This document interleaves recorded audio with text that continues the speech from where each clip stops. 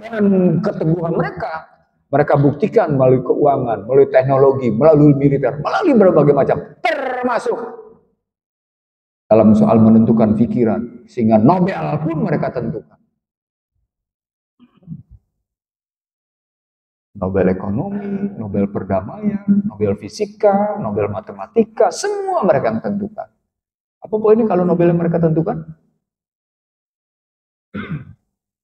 Mereka menentukan ukuran, timbangan dunia. Itulah ISO. Di dunia panggungnya ISO. Wah, kalau kita ingin dapat ini klasifikasi, maka kita dapat sertifikasi ISO sekian belas ribu, ISO sekian. Itu artinya pakaian mereka punya dipaksakan ke kita. Padahal Al-Quran menyatakan nggak begitu dong. Bangun ukuran sendiri dong. Kan kita bikin ukuran. Kenapa mesti pakai ukuran mereka? Di situ indikasi paling konkret bahwa sesungguhnya masyarakat dunia terhegemoni oleh pendidikan yang dicetuskan oleh Yahudi.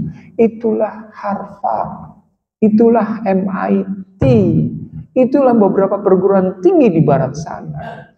Sehingga pada 10 November 2010 Obama menyatakan, walaupun negeri kami dalam keadaan krisis keuangan, kami tetap memberikan beasiswa kepada anak-anak terbaik Indonesia.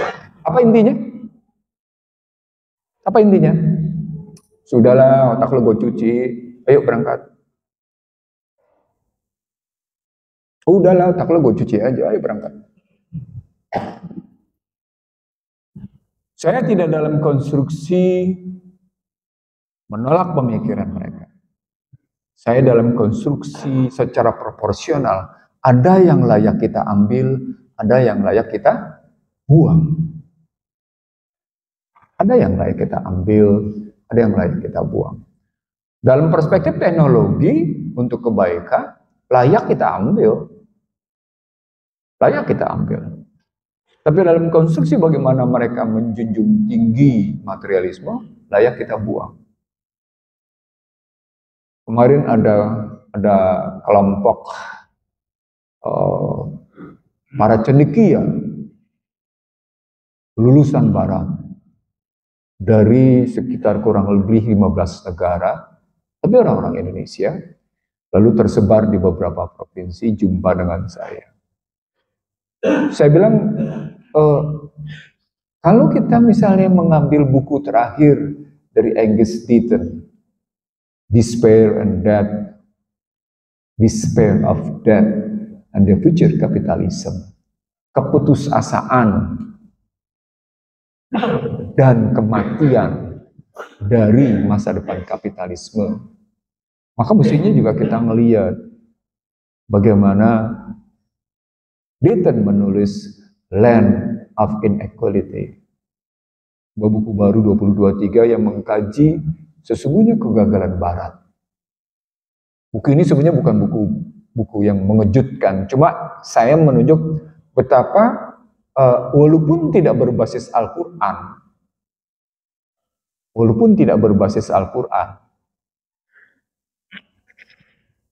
ada juga suara-suara yang selalu terus-menerus mengingatkan bahwa cara berpikir Barat itu salah.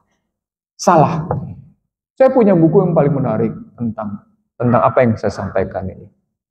Bukunya berjudul Liberalization is Mental Disorder.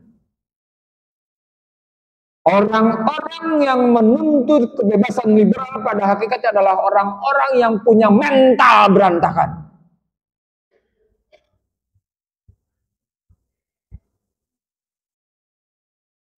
Ada teman yang baru pulang dari Amerika, mereka bilang, kasihan ya Amerika sekarang. Cerita dia, karena dia dari beberapa kota. Ketemu saya 2 kali kemarin terakhir. Homeless-nya tinggi, ketimpangannya luar biasa, narkobanya rusak. Terus itu yang kita contoh, demokrasinya. Halo.